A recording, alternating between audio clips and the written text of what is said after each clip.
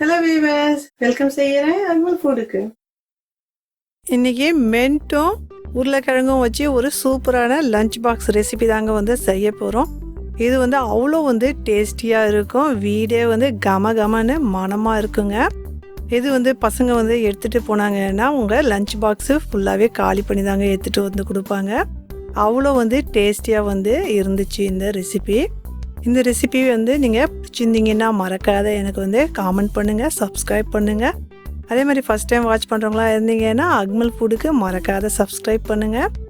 இந்த ரெசிப்பியில் வந்து நம்ம முட்டை வந்து சேர்த்து ப்ரோட்டீனாக வந்து சாப்பிடக்குள்ளே தொட்டுக்கிட்டு நல்லாவே இருக்கும். வாங்க இப்போ எப்படி செய்யலான்ட்டு போய் பார்க்கலாம். பாருங்கள், இதில் வந்து புதினா வந்து ஒரு கைப்பிடி வந்து எடுத்துக்கிட்டேன். இதில் ஒரு 4 பச்சை மிளகாய் வந்து எடுத்துக்கிட்டேன். பார்த்தீங்கன்னா ரைஸ் வந்து நான் வந்து ஒரு 200 கிராம் எடுத்துருப்பேன். அதுக்கு தான் வந்து இவ்வளோ கம்மியாக வந்து வச்சுருக்கிறேன். இது ரெண்டுமே வந்து மிக்சியில் போட்டு நல்லா வந்து அரைச்சி எடுத்துக்கலாம். கரம் மசாலா வந்து எடுத்திருந்தேன். இதில் பார்த்தீங்கன்னா ஒரு சின்னதாக 2லேருந்து 3 பட்டை வந்து போட முடியும். 2 பே லீஃப், 3 ஏலக்காய், ஒரு 3லேருந்து 4 லவங்கு, ஒரு ஸ்டார் அனீஸ். இதில் வந்து எண்ணெய் வந்து நான் கம்மியாகவே வந்து போடுறேன். ஏன்னா நான் 200 கிராம் அரிசிக்கு ஏற்ற மாதிரி இதில் வந்து ஒரு 3 டேபிள் ஸ்பூன் எண்ணெய் போட்டுக்கிட்டேன். அதே மாதிரி 3 டேபிள் ஸ்பூன் நெய் வந்து போட்டுக்கலாம். 1 டீஸ்பூன் ஜீரகம் பொரியட்டும். நம்ம எடுத்து வச்சிருந்த இதை மசாலா போட்டுடலாம். இதுக்கு கொஞ்ச நேரத்துக்கு நம்ம வந்து வறுத்துக்கலாம். இந்த சாதத்துக்கு இதெல்லாம் போடக்குள்ள நல்லா வாசனை வந்து உங்களுக்கு கிடைக்கும். பெரிய வெங்காயத்துக்கு 2 எடுத்து நல்லா நீட்டு வாக்கில் மெலிசாவே வந்து கட் பண்ணிக்கிட்டேன். 2 பச்சை மிளகா. நம்ம பச்சை மிளகா வந்து போட்டு வந்து அரைச்சிருக்கிறோம். அதனால் பச்சை மிளகா எவ்வளோ வேணுமோ அவ்வளோ சேர்த்துங்க. இதுக்கு நல்லா நம்ம வந்து கோல்டன் ப்ரௌன் வர வரைக்கும் வறுத்துக்கணும். இந்த மாதிரி பிரியாணிக்கு வறுப்போம் இல்லைங்களா, அதே மாதிரி. இதில் இஞ்சி பூண்டு விழுது வந்து 1 டேபிள் ஸ்பூன் போட்டுக்கிறேன். உங்களுக்கு வேணும்னா நீங்கள் இன்னொரு 1/2 டீஸ்பூன் சேர்த்தே வந்து போட்டுக்க முடியும்.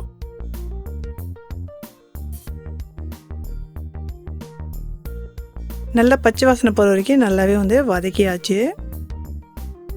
இதில் வந்து ஒரு 2 தக்காளி இருக்கும். இதுக்கு கட் பண்ணிக்கிட்டேன் மீடியம் சைஸில். கொஞ்சம் வந்து இதில் உப்பு போட்டுக்கலாம். சீக்கிரமாகவே வந்து உங்களுக்கு வதங்கி வரும். இதுக்கு மூடி வச்சு நம்ம மீடியம் ஃப்ளேமில் வேக விடலாம். அப்பப்போ நடுவில் கொஞ்சம் கிளறியும் விட்டுக்கலாம். பாருங்கள், இந்த மாதிரி வந்து நல்லா வந்து வதங்கிடணும். இதில் 1 டீஸ்பூன் இருக்கும். இதில் வந்து மிளகாத்தூள் வந்து போட்டுக்கலாம். காற்றுக்கேற்ப மாதிரி வந்து சேர்த்துங்க. ஒரு 1/2 டீஸ்பூன் ஜீரகத்தூள், 1/2 டீஸ்பூன் மிளகுத்தூள். இப்போ இது கூடயே வந்து நம்ம ஃபுல்லாக வந்து 1 டீஸ்பூன் வந்து இதில் சேர்த்துக்கலாம் மல்லித்தூள். நல்லாவே வந்து பச்சை வாசனை போகிற வரைக்கும் வதக்கலாம். சிம்மில் வச்சு வந்து வதக்குங்க. நம்ம வந்து அரைச்சோம் இல்லைங்களா புதினா, பச்சை மிளகா, இந்த விழுது வந்து இதில் போட்டுக்கலாம்.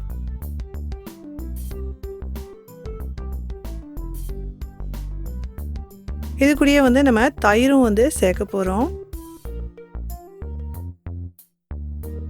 தயிர் வந்து புளிப்பில்லாத தயிர் வந்து ஒரு 2 டேபிள் ஸ்பூன் வந்து சேர்த்துக்கலாம்.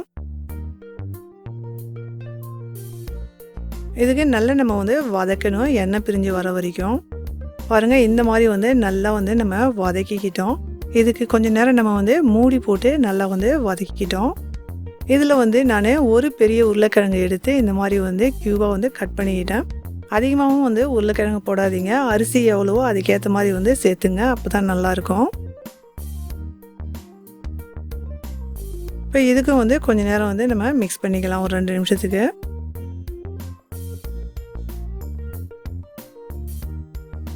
நான் இந்த டம்ளரால் 1 டம்ளர் வந்து பாஸ்மதி அரிசி வந்து எடுத்து நல்லா வந்து ஊற வச்சுக்கிட்டேன் கழுவி. இப்போ 1 டம்ளருக்கு நான் 1.5 டம்ளராக வந்து இதில் தண்ணி வந்து சேர்த்துக்கிறேன். தண்ணி வந்து சேர்க்கக்குள்ளே பார்த்து சேருங்க. அதிகமாகவும் வந்து சேர்த்திங்க அப்படின்னா ரொம்பவும் வந்து உங்களுக்கு ரைஸ் வந்து கூழாயிடும், குழஞ்சிடும். தேவைக்கேற்ற மாதிரி வந்து உப்பு வந்து சேர்த்துக்கலாம். அரிசி வந்து நான் பார்த்தீங்கன்னா ஒரு 1/2 மணி நேரம் இருக்கு நல்லா ஊற வச்சுருந்தேன். பாருங்கள், தண்ணி நல்லாவே வந்து இந்த மாதிரி வந்து கொதி வந்த பிறகு தான் வந்து நம்ம ரைஸ் வந்து சேர்க்கணும். உங்களால் வந்து எவ்வளோ தண்ணி வந்து எடுக்க முடியுதோ எடுத்துட்டு தண்ணி இல்லாத அந்த ரைஸை வந்து சேர்த்துங்க. இந்த மாதிரி வந்து நம்ம ஊற வச்சு போடக்குள்ள அந்த ரைஸ் வந்து உங்களுக்கு நல்லா நீண்டு வரும். பாஸ்மதி ரைஸு இதுக்கு மூடி வச்சு கொஞ்சம் நேரத்துக்கு வேக விடலாம். பாருங்கள், தண்ணி எல்லாமே வந்து வத்திடுச்சு.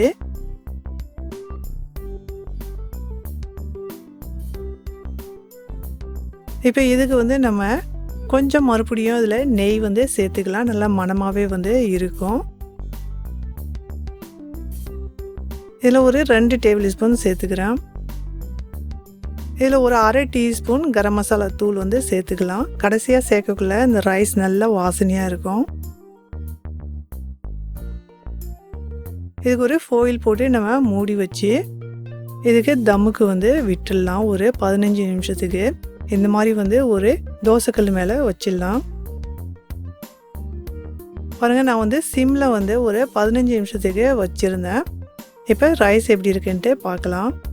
பாருங்கள், எவ்வளோ வந்து சூப்பராக எதுவுமே குலையாத நல்ல கமன்னு வாசனையோட உங்களுக்கு லஞ்ச் இது பாக்ஸ்க்கு ரெடி ஆயிடுச்சு ரைஸு. இது நீங்கள் வந்து டின்னரு கூட வந்து செஞ்சு சாப்பிட முடியும். இது கூட நம்ம உருளைக்கிழங்கு போட்டதால் நீங்கள் இதுக்கு தொட்டுக்க எதுவுமே இல்லாத சாப்பிட முடியும். உங்களுக்கு ப்ரோட்டீன் வேணும் அப்படின்னா நீங்கள் ஒரு முட்டைக்கு வேக வச்சு சாப்பிட முடியும். பாருங்கள், புதினா கொத்தமல்லியோட சிக்கன் வச்சு நான் ஒரு ரைஸ் செஞ்சுருக்கேன். அதுவுமே வந்து சூப்பரான ஒரு டேஸ்ட்டில் இருந்துச்சு. தேவையான லிங்க் கொடுக்குறேன். இது கூட நீங்கள் ஒரு முட்டை வறுவல் வச்சு சாப்பிட்டிங்கன்னா அவ்வளோ நல்லாயிருக்கும். அது கூடமே வந்து கீழே உங்களுக்கு லிங்க் கொடுக்குறேன், பார்த்துங்க. இது வந்து சூப்பரான ஒரு டேஸ்ட்டில் இருந்துச்சு. இந்த உருளைக்கிழங்கும் இது கூட வந்து அவ்வளோ நல்லாவே வந்து சூட்டாக இருந்துச்சு. Enjoy food.